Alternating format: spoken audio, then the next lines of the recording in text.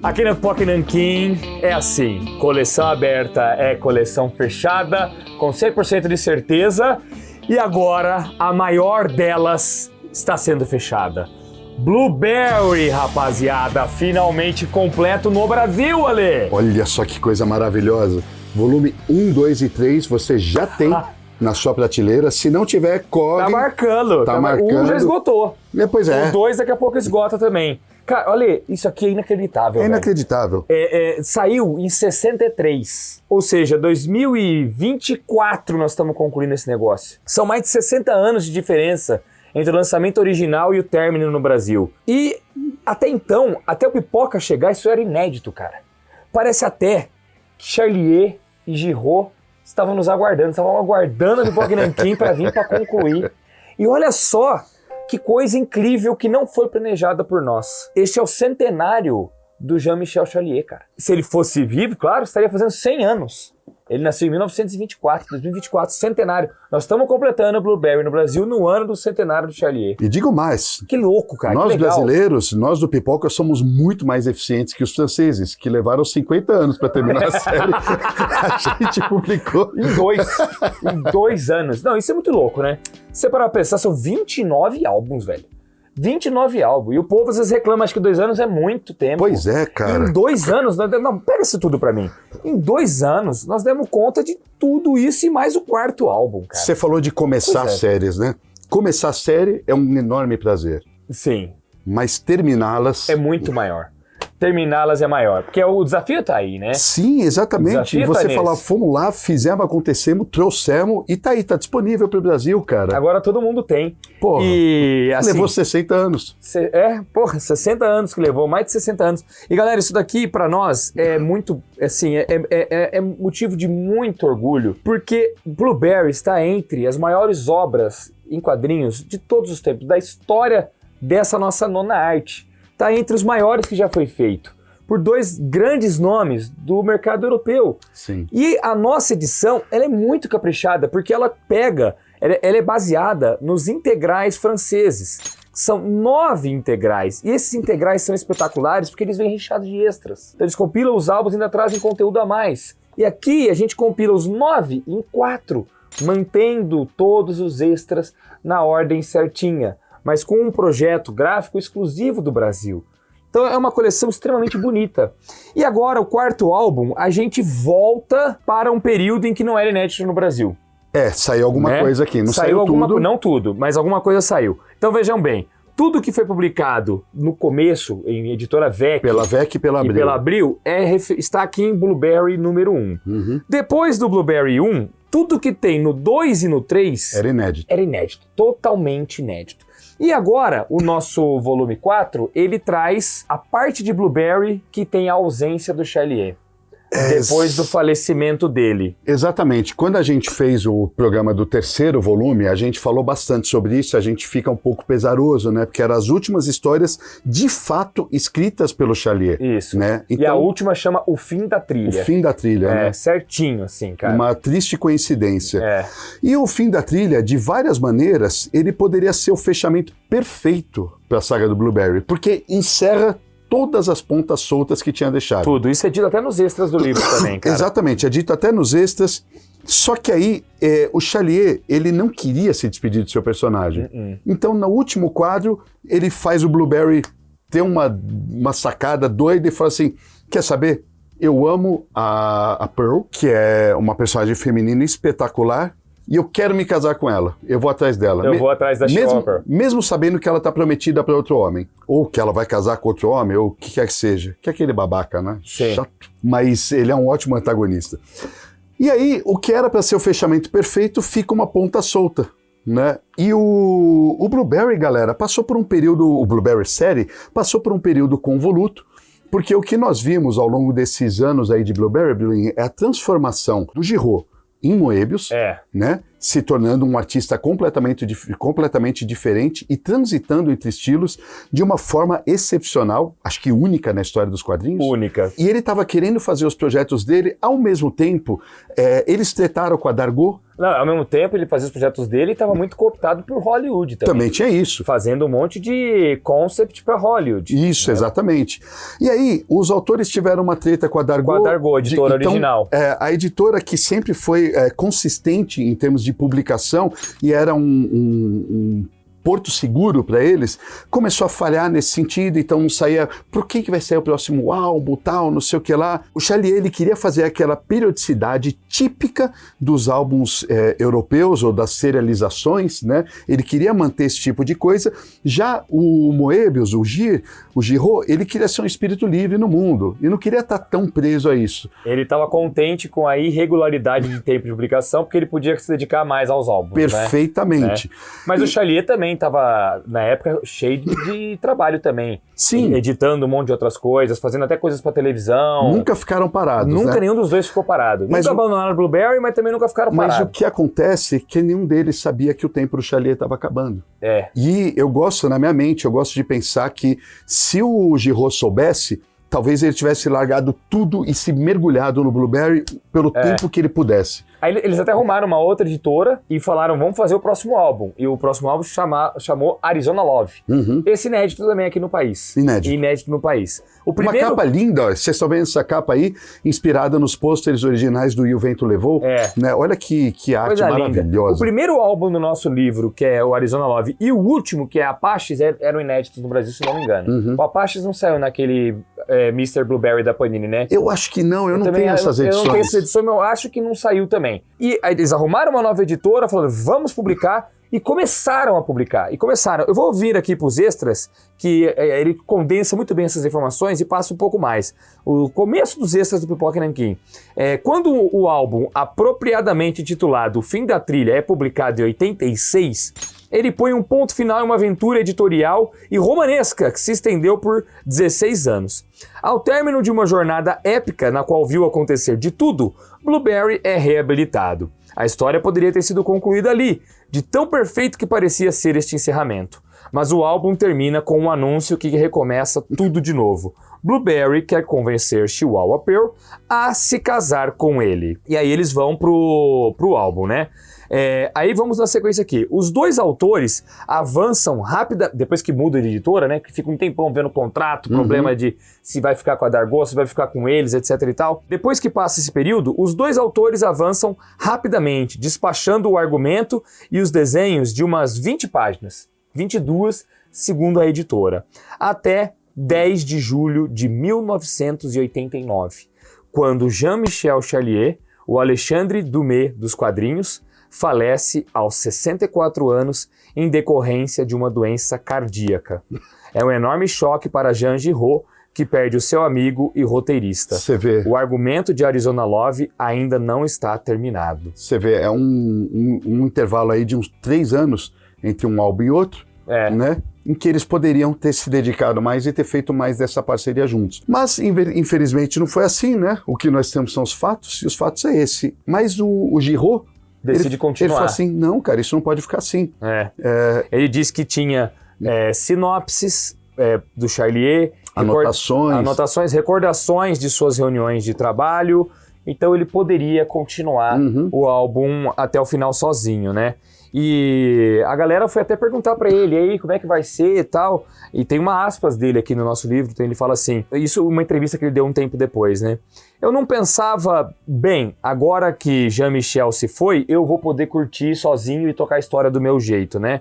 Não. Ele perdeu o grande parceiro dele. Eu estava contente em trabalhar com os argumentos dele. Tinha o mérito de me surpreender. Exatamente a mesma surpresa que tem o leitor ao descobrir o álbum. Não é preciso perguntar aos leitores o que eles sentem. Eu sei, já que sou o primeiro leitor da história. E quando tinha que desenhar, muitas vezes eu dizia a mim mesmo, merda, ele o fez fazer aquilo. Que legal, se referindo ao Blueberry, né? Ele o fez fazer aquilo, que legal. Então me pergunto se conseguirei me surpreender agora. Ele fala isso um tempo depois do falecimento do Charlier.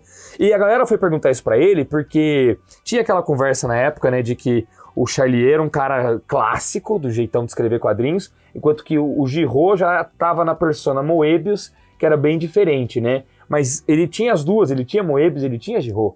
E Giraud era um eterno amigo e parceiro de Charlier. Sim. Então ele sofreu muito, cara. Os nossos extras, eu não vou ficar lendo tudo aqui, mas ele conta muito sobre como foi pro Moebius encarar a publicação de Blueberry depois da perda do amigo, cara. E galera, aí pode vir a pergunta pra vocês, né? Puxa vida, então esse último volume é praticamente sem Charlier? Digamos assim, tinha parte do roteiro de Arizona Love, tinha as anotações, tinha um monte de recordatórios, tinha um monte de ideias, de sinopses, um monte de coisa que o Moebius, que o Giraud foi seguindo na medida que ele pode.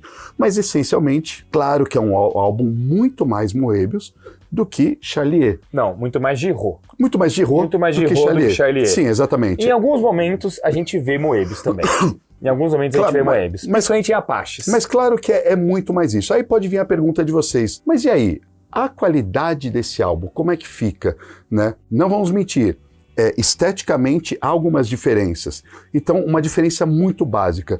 O Charlier, ele adorava recordatórios. Ele colocava recordatórios enormes e tudo e tal. Ele gostava de levar a história adiante dessa forma. O Giraud não gosta.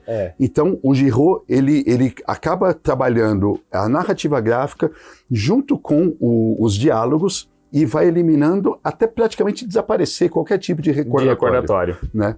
Então, que nem a Bruninha acabou de falar, você vai enxergar mais Moebius. Aqui, você começa a ver, já no volume 2, um pouco da transformação. No 3, fica muito mais claro. No 2, ele já está fazendo experimentalismo com cores, pintando umas cores que parece que você está em Marte, uma coisa muito maluca. Ele trabalha muito questão de silhuetas, os enquadramentos vão ficando diferenciados, ele vai ficando mais audaz aqui no 3º. E claro, quando ele chega no volume 4 e ele está sem as amarras de um roteiro clássico, por assim dizendo, ele pode pirar um pouco mais. Isso significa uma queda na qualidade? Não. A gente está falando do Moebius, do Giraud. Não, pelo contrário, galera. O que ele consegue é muito bom. Por quê? Muito bom. E assim, o desafio dele, se você parar pra pensar, era muito maior. Por quê? Porque ele ia atender os fãs clássicos da série que jamais, os fãs clássicos nunca iam se permitir aceitar uma corruptela dessas, né? Vou corromper totalmente a história. Vou romper com o que o Charlier fazia e vou virar Moebius aqui. Nunca iam aceitar isso. E o Moebius sabia disso e ele próprio, como fã de Blueberry, também era o que ele queria. E o segundo desafio era pegar os fãs de Moebius, que já estava lá curtindo toda aquela piração que ele fazia na ficção científica, e falar assim, olha, eu consigo trazer esses fãs também para o meu western. Então ele queria fazer as duas coisas. E ele é bem sucedido? Nas duas. Na minha modesta opinião, ele é. Não, e não só na nossa modesta opinião. Os estudiosos que faziam os extras aqui pontuam por A mais B como ele é bem sucedido. A avaliação que eles têm do trabalho dele aqui nos extras é formidável, cara. Incluindo nos extras tem longa entrevista com ele também, de como ele encarava esse desafio. É um desafio tanto, bicho. Muito. Estamos falando de um dos maiores personagens dos quadrinhos franco-belgas. E agora não era mais uma dupla tocando, era uma pessoa só, mano. E o desafio que ele tinha era imenso. E ele conclui à perfeição, Ale. E outra, Blueberry era um trabalho tão bom porque eles se desafiavam o tempo todo, o Charlier e ele com ele se desafiavam o tempo todo e eles se complementavam um ao outro. E aí a síntese é isso, cara. É maravilhoso. Agora ele perdeu a referência dele. Né, o cara que era a grande referência dele e ele tá lá. Por mais que ele tenha as anotações do cara, ele tá lá sozinho. E ele tem que fazer acontecer. Só que aí você vê o brilhantismo desse cara, bicho. Mano, e assim, teve uma pausa longa, galera, porque Arizona Love, beleza, saiu em 89 mesmo, quando eles começaram e quando foi o falecimento do Charlier. 89 ele entregou, mas eu tenho as datas aqui, ó, entre Arizona Love e o próximo álbum, que foi Mr. Blueberry... Já passa todos os álbuns, então. Vou falar as datas todas. Entre o Arizona Love e o Mr. Blueberry, tem 6 anos, cara. Arizona Love saiu em 89, Mr. Blueberry em 95, cara. Em 95. Então, o próprio Giraud fala, cara, eu levei 6 anos aí pra conseguir amadurecer em mim a forma de trabalhar Blueberry sem ele. que o Arizona Love ainda estava bem encaminhado, mas e o próximo ciclo? Porque o Blueberry é dividido em ciclos, né? Exceto algumas histórias, por exemplo, o Arizona Love é tido como a segunda volta ao estado civil. O primeiro é lá do xerife, o da Estrela de Prata. É, o Homem da Estrela de Prata. O Homem da Estrela de Prata, que é quando ele deixa de ser tenente e vira xerife de uma cidadezinha, e Arizona Love também. Então são duas histórias fora de ciclo. Todas as outras são grandes ciclos, e ele queria fazer o próximo. Então foram 6 anos que separaram ele... E você vê que curiosidade, o próprio Charlier dizia que há muito tempo o Giraud já tinha transformado o Blueberry no seu alter ego. Só que ele próprio não tinha percebido nisso. Não, o Charlier fala isso, quando ele é vivo, né? O Charlier falava isso, mas ele não se deu conta. O Giraud transformou o Blueberry no seu alter ego, saca? Ele até fala, quando ele começou, o Giraud, né, começou a ter cabelos brancos, Blueberry começou também. Exatamente. Quando ele conheceu a esposa, a personagem feminina pela qual era interesse romântico do Blueberry, também tem as feições da esposa dele e tal. E depois, né, quando o Moebius fica sozinho, Giraud, apesar de toda essa identificação, ele tem dificuldade. Ele tem dificuldade, mas aí depois que ele supera essas dificuldades, passada essa barreira aí de 6 anos, ele faz sim o Moebius ser o alter ego dele de vez ali no negócio, né? E é muito louco como ele encontra a forma de trabalhar, né? Primeiramente, tirando o Blueberry do centro da ação e colocando outros personagens orbitando ele e dando sequência à ação, mas isso por um período só. É tipo assim, eu tô tentando me acostumar ao personagem ainda. Aí depois, quando ele se sente seguro, ele faz o Blueberry voltar pro centro da ação e conduzir a história com tudo de novo, assim. É lindo, cara. E a avaliação que se tem das histórias do Moebius é lindo, cara. E aí, de fato, é o último ciclo, né? É o último ciclo. Que é o ciclo chamado Mr. Blueberry. De acordo com o blog Blueberry, né? O nosso parceiro aqui, um abraço para o Afrânio, né? Que sempre dá uma força danada para esses vídeos. Ele diz que também é conhecido por outros ciclos, que é o ciclo Tombstone ou ciclo OK Corral. Isso, tem 3 nomes, 3 formas de batizar, 3 formas de batizar. Inicialmente, Mr. Blueberry passou a ser o nome da série, cara. Porque antes era Tenente Blueberry. Mas ele não era mais Tenente, né? Aí ele vira Mr. Blueberry, né? Aí os álbuns são, olha aqui, galera, depois, beleza, 89 já falei, o Arizona Love. Aí 95, Mr. Blueberry, e aí o ciclo segue. De 2 em 2 anos, né? Shadows of Tombstone sai em 97 e Jerônimo Apache sai em 99. Aí depois tem um salto de, em vez de 2 anos, 3 anos, 2003, o próximo álbum, OK Corral. E em 2005, 2 anos novamente, Dust, né? Que encerra o ciclo de OK Corral, Tombstone, Mr. Blueberry. E em 2007 vem um outro álbum, esse imprevisto, assim, não estava previsto, que é o Apaches.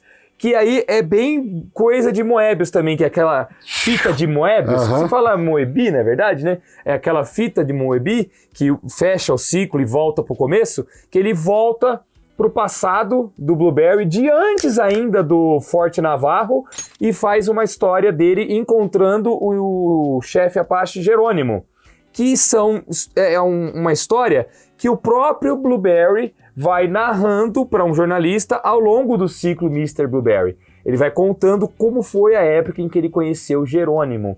E aí o Giraud pega essas páginas todas dos flashbacks, junta todas elas, organiza, depois parece que foi um repórter que chegou para fazer uma entrevista com ele com tudo organizadinho, e aí bateu a ideia e falou, cara, esse cara organizou todos os meus flashbacks e daria um álbum próprio isso daí. Aí ele edita essas páginas, tira quadros, acrescenta novos quadros, cria um monte de novas páginas e lança um álbum Apaches que se passa fora de qualquer ciclo e é antes de tudo. Então é o último álbum, mas também é o primeiro. Olha que louco. E assim, ele não repete os mesmos diálogos, né? Embora a cena às vezes seja a mesma, muita coisa. Ele muda muito, tal. Até mesmo na arte, cara. A galera fala que dá pra brincar de jogo de 7 erros, olhando as cenas como elas são narradas pelo Blueberry durante o ciclo e como elas são de fato no álbum Apache. A gente no Pipoca aqui, por exemplo, galera, a gente tem uma preocupação de que quando uma cena é um flashback de algo que já foi publicado, mesmo que tenha sido redesenhado ou coisa assim, a gente busca aquela edição, a gente coloca o mesmo texto, tudo bonitinho, tal, igualzinho, para fazer jus ao que foi lançado já. Só que nesse caso a gente não fez isso. Não dá. Porque, primeiro que é o álbum inteiro, né? E segundo que o próprio original não é assim. Então, tem muito aquela coisa do relato, de oralidade e tal. Ele quis trazer essa proposta. Então, a gente tem essa... ou seja, no primeiro é o relato, no segundo já é realmente como foi, né? Isso, então a gente manteve essa intenção dele, né? E olha que legal, o relato que o Blueberry faz na história é para um jornalista chamado John Meredith Campbell. E John Meredith Campbell são as mesmas iniciais de Jean-Michel Charlier. Ele faz uma homenagem, né? Uma homenagem pro amigo dele, uma homenagem bem bonita. É bem legal isso. Ele até fala que é declarada essa uma homenagem para ele. Muito legal. E nesse último álbum, galera, então a gente tem o encontro dele com o Jerônimo, que é o indígena mais famoso lá dos Estados Unidos, mais famoso que Toro Sentado, que todos os outros, tal.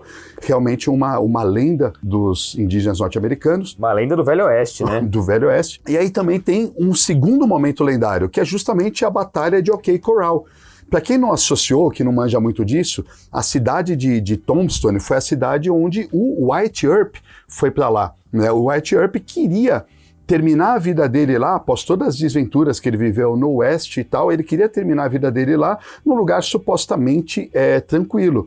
Só que quando isso é tudo real, tá, galera? Quando ele chega lá, a cidade tá assolada, porque tem uma gangue de criminosos lá, que eu esqueci o nome dos criminosos agora, que eles estão dominando tudo, dominam o jogo, dominam os salões, as prostituição, dominam tudo, saca?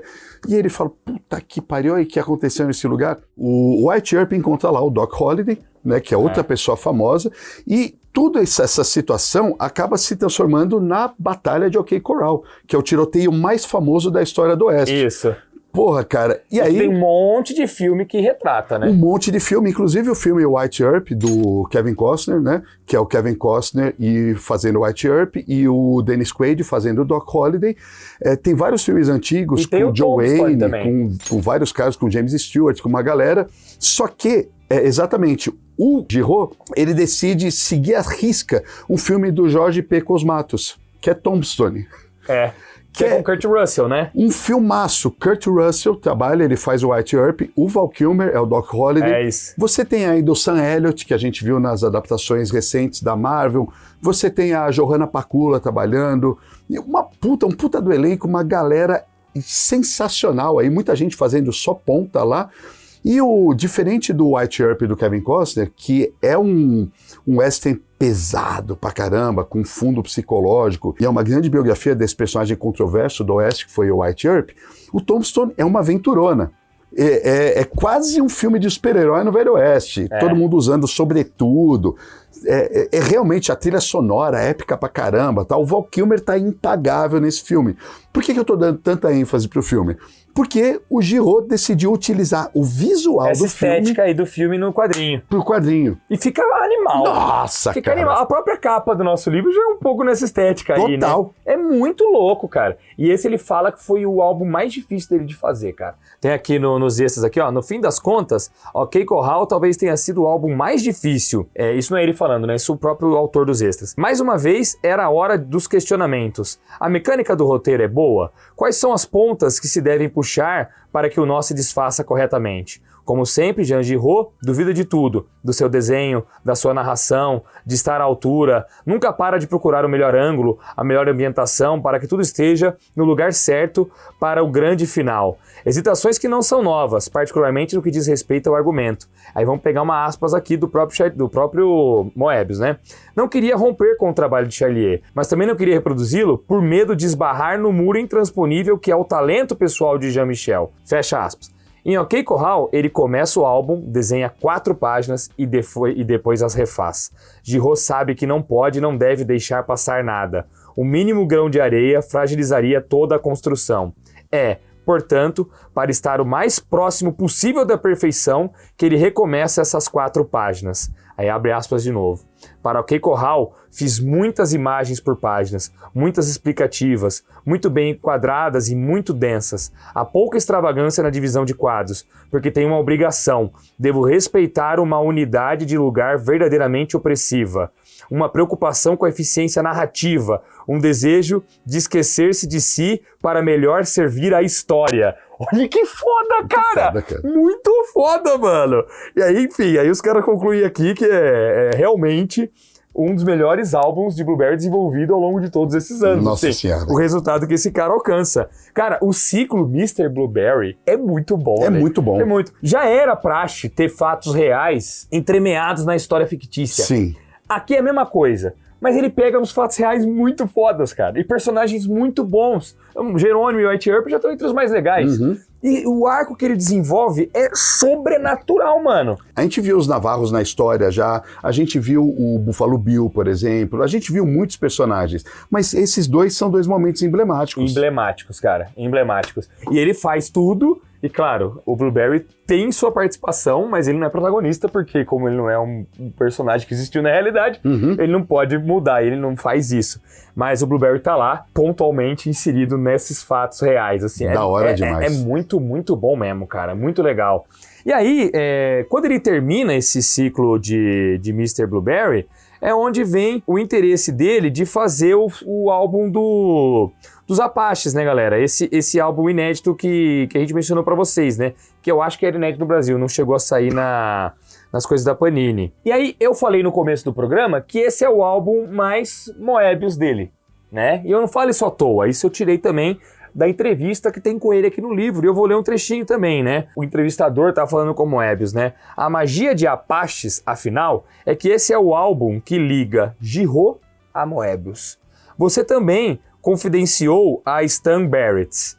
Aí o cara falando pro Moebius o que ele sabe que foi dito antes. Diga-me se eu estiver errado, mas tenho a impressão de que este Blueberry é de fato desenhado por Giraud, mas foi Moebius quem assinou o roteiro. Aí o Moebius fala pro cara: concordo plenamente. Esse é de fato um roteiro moebiusiano, porque é marcado por todas as suas características, como o retorno permanente, as correspondências entre o passado e o presente, a experimentação estrutural e temática e, acima de tudo, as ideias de redenção e busca introspectiva. Além de Apaches, o ciclo de Mr. Blueberry é aquele que completa o círculo, uma verdadeira fita de Moebius espaço-temporal. Apaches, álbum fora da coleção, é o último a ser publicado, mas também o primeiro da série. Nossa, cara. Tudo que lhe resta fazer é reler os seguintes. Boa viagem. Aí você fala, porra... I rest my case. Então, por que vocês não pegaram Apache, se ele se passa antes do Forte Navarra, e não colocaram antes no volume 1? Não dá, mano. Não dá. Não dá. Ele tem que estar no final. Porque é isso, ele é final e começo ao mesmo tempo, mano. Você tem que ter lido essa série inteira pra chegar no Apaches e entender entrar no looping. Entender a transformação do cara. Aqui, você vendo todos os nossos álbuns assim, você vê a transformação do cara. Você vê a transformação do cara. Enquanto parceiro do Jean-Michel Chalier e depois sozinho, mais uma transformação. Ao mesmo tempo, carregando a tocha do amigo junto, sabe? Correndo com a tocha dele e do amigo ao mesmo tempo. E se transformando. E no final, fazendo o Apache. Incrível, cara. É muito foda, né, cara?